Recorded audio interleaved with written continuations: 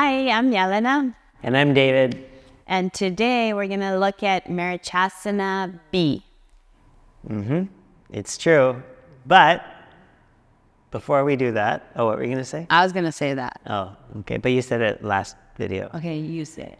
Before you do that, make sure to subscribe, like, or comment, and let us know what you want to see. Or if you want to see Goku and Kani. They're not with us today. Those are our dogs. Yeah, I think a lot of people know who they are. They're like little celebrities. There's new people all the time. Yeah. Remember to subscribe, though, because if you are a new person, because we were just talking about, I really like to watch the subscribers go up. So you'll just make me personally happy. Even if you subscribe and then never watch again, I would just appreciate the subscription. This makes me happy. So, all right. Yeah. All right. Okay. So what do I know about Marichyasana B? Marichyasana is the posture dedicated to the sage Marichi. Want to know about Marichi? Google it. There's how many Marichis are there? Marichyasana's. There's quite a few of them. Go to H or something like that? Yeah, H. A, B, C, D, E, F, G, H. Yeah, 8, I think. So good. ESL, and yet still. I'm probably smarter than you because I'm ESL. I speak 2 languages fluently. That's true. Okay. But I speak asana, Sanskrit asana. Yes. Not very well. Asana. There we go. Asana. Okay. What's this one? What's special about it? This one is the half lotus. The half lotus is new, yeah. And I guess this is the first time we're going to get a lot of pressure in the belly through the half lotus. This one actually, there's a lot to say about it because people have a lot of problems with it. So let's first talk about modifications for it. So this is our first real, well, the Marichyasanas are really the first gatekeeper postures. Gatekeeper postures is, we've talked about it before, it's like a term that isn't part of the tradition, but it's describing one of the pedagogical techniques, one of the teaching rules of our tradition. And if you've been here for a while, then you know that David and I like to call it safety stop. Safety stop instead of gatekeeper. Because gatekeeper implies, that there's something really great on the other side of the gate. But now we can tell you it's just harder. Marichyasana C. So, so when these Marichyasanas show up, the traditional coordinates for the posture say that we should be able to go into a half lotus here, and then be able to bind the arm around the leg. So that bind means, to catch. And then we bring the head down towards the floor. So there's 2 things here that make that very difficult for people. One is the hip mobility that lets you go into half lotus. If you don't have the hip mobility or if you've had knee issue, then half lotus can be impossible. And then 2, getting the arm around for a lot of people is tricky for a long time, like being able to make the bind. But those 2 things together, half lotus and the bind, sort of make the posture, whole. Yeah. And so what does it mean if it's this safety stop? If you were practicing with our teacher and you are not able to do this pose, one, you would get help with in one way or another, or you would be taught a modification, which we'll show you in a second. And then you would stop there. So he would just say, you stop here now. And the idea behind this stop, again, is not punitive. We really have to change our thinking about that idea of stopping somewhere in our practice. It's more to let the body change, to allow time for change to happen in our body and not to push. And often that goes against everything we kind of assume about making progress, which is we often want to push. But pushing doesn't create change necessarily. You have to intelligently push. Intelligently challenge yourself. So you are challenging your body, you're feeling the sensations, but you're not overwhelming your body to the point where even injury can happen. Yeah, it's like a measured progression, right? So we use this stuff as the measure for progress, and that lets us know, okay, now it's ready. Now our body is getting ready to move on. Yeah.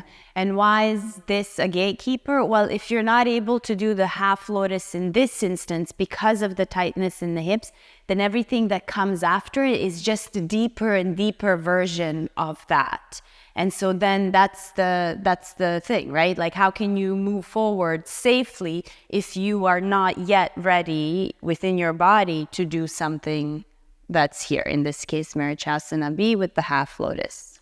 So we do have a video on Lotus and how to get into it. So I'll put the link up. But if you're having trouble getting into Lotus, then usually, like I said, the issue is you might feel it in the knee, but usually the issue is in the hip. So it's the lack of external rotation available to you that is going to make it difficult to get the foot into the correct position, usually. So if you're trying to get into half lotus and it doesn't work, what we would recommend is coming into Flamingo Pose. And Flamingo Pose is where you put the ankle just above the knee and you dorsiflex the foot so the toes point forward. And then you can put your hands behind you for balance, lean back a little bit, let your lower back round, and bend the leg and pull the foot back towards you. And depending on how much tension there is in the hip, this can be pretty deep. But if you want a bit more work, then you can start to gradually increase the pressure in the hip by sliding the hip towards the heel, bringing the hands a little bit closer to your hips. And so you're closing the distance between your chest and your leg without rounding your back, without collapsing. And then you can see Jelena has switched the grip, so she's still got the hand of the bent leg supporting her behind, but the other hand is holding the shin and pulling forward. That's going to deepen again the sort of the compression happening between the leg and the torso. And then you could even start to shift the weight. So Jelena is rolling towards the flamingo leg. You can see the thigh starts to come lower down towards the floor. And the opposite leg, the opposite hip starts to lift away from the floor.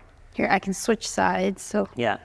And we want to make sure that we achieve that through the hips and not by collapsing the bent leg. So we don't want the knee to fall in towards the center line. We want to try to get deeper external rotation from the thigh. This is a fairly deep shape. So usually if you could do something like this, but not half lotus, then the problem's in your knee, not your hip. And so then this is how we teach our students, and this is how they would modify if there's something happening in the knee. Usually it's a ski accident. Lots of ski accidents. Ski accidents, runners too show up sometimes Just with people, all sorts of stuff. So if you can do that, this is very open hips to be sitting here. So, you know, if your knee is healthy at that point. Well, most of us have, even if, you know, we have healthy knees now, at some point in practice, if you practice long enough, usually something shows up and you need some alternative, right?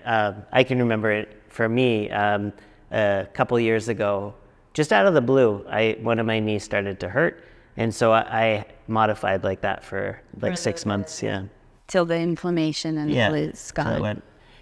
So that's your modification. You can stick with that. You would just do the same thing, hold for 5 breaths. And then every once in a while you could try for Lotus again. When it feels okay, then you know you can go back to the regular And I'm version. sure I've mentioned it in some of the previous videos, but even if you can do half Lotus, and even if you can do full Lotus, and even if your hips are like super open, what I love this modification because you can really feel it in your hips. Actually, I feel more stretch in my hips when I sit like this than when I do the full version. The full version. Then I don't really feel anything in my hips. Which again, doesn't mean that in your practice you should go to a modified version because you're feeling more. it is just very interesting to note how deep this modification is and how much it can change the hips. I can tell you why if you want to know. Do you want to tell us why? Well, it's interesting. Okay. So if you look here in the half lotus, my thigh has to externally rotate a little bit to accommodate the shin. But because the angle of the shin is tighter to the thigh than here, so you can see with that more open angle, the thigh has to externally rotate even more to get into that same space. Yeah. So that's interesting, isn't it? The gatekeeper provides a deeper external rotation in the hip. And before we move on, just make sure that if you are working with the modified version, which is totally fine, and also note that it takes sometimes not like 3 days of you working with modified version for things to change. It takes years sometimes for things to change. So you really have to work on patience. Once you start to feel that there's some change in the hips and you're wanting to see if you can go deeper, make sure that you don't start walking your ankle kind of halfway up thinking that this is the progression.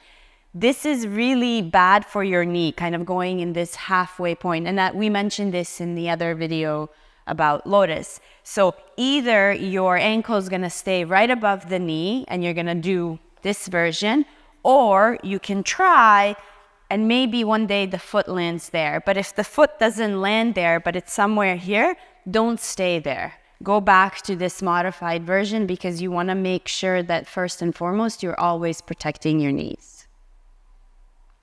All right.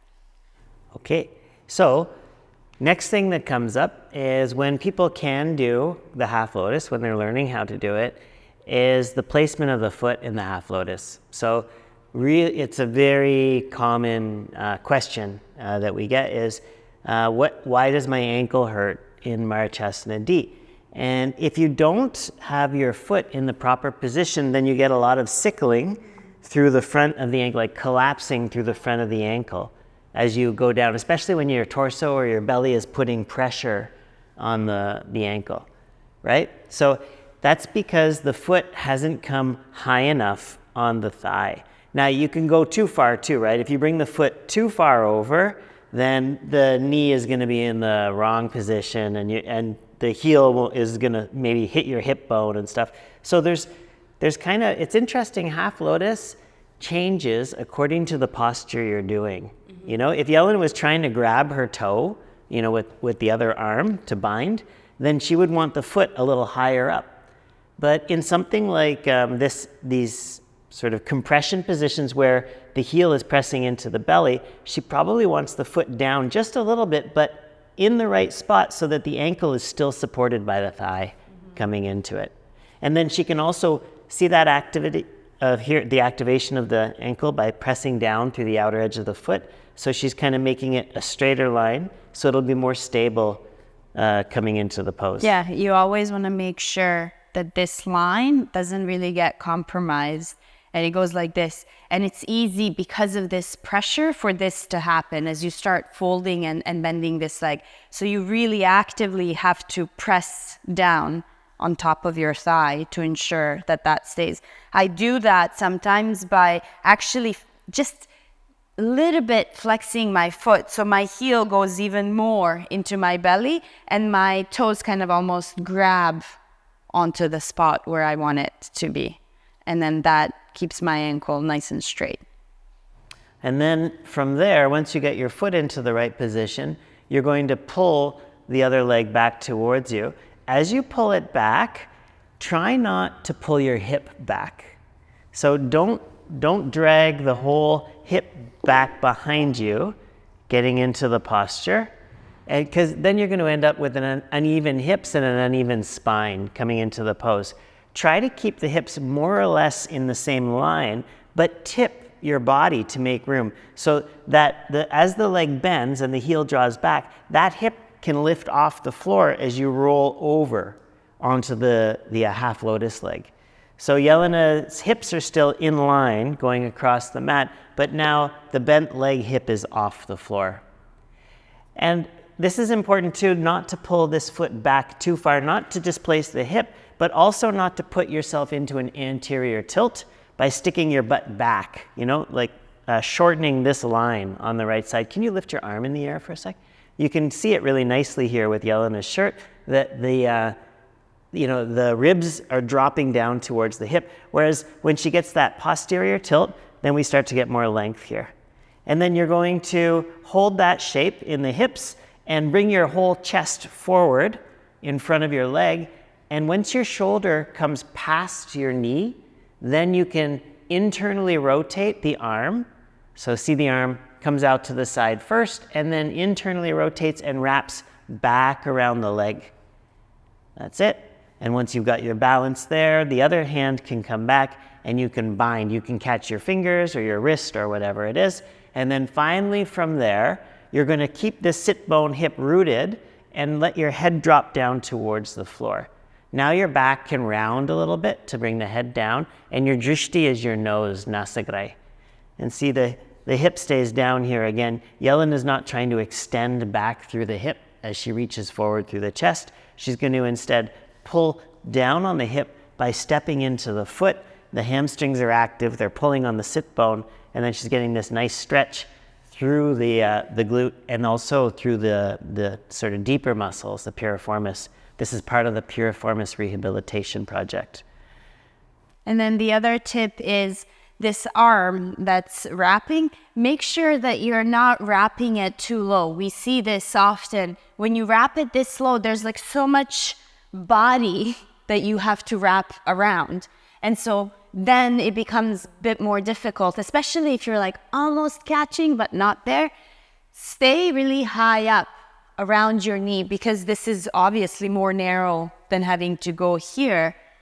And then keep this palm open as you bring the other arm. And then sometimes, this is our teacher's trick too, if you relax this other arm and you kind of like whip it, then you're maybe gonna get lucky and catch your hands. It makes a difference, especially if you got short arms like I do. Every little millimeter counts. Yeah, I agree. Yeah. Which, the millimeters or the short arms? Well, I don't know if my arms are short, but binding is hard, so. Yeah. So it does, all the techniques, the little techniques add up to making it happen. And if you're feeling a lot of pressure in and around your kind of lower belly, more to the side, that's a good thing. Yeah. That's what you want. You want to feel the pressure of your of your heel kind of pressing on your organs and really making you, again, find that shape in your lower abdominal where you're pulling to hold and then go forward. Yeah, that posterior tilt, Uddiyana Bandha action. Mm-hmm. Yeah, that's why too, sometimes we see people do this stuff, which isn't correct. It's not a correct vinyasa, but in terms of the tradition. But also, it's putting your body into a shape that you don't want to be in the posture. You want to actually be down, round, coming into the pose. Yeah.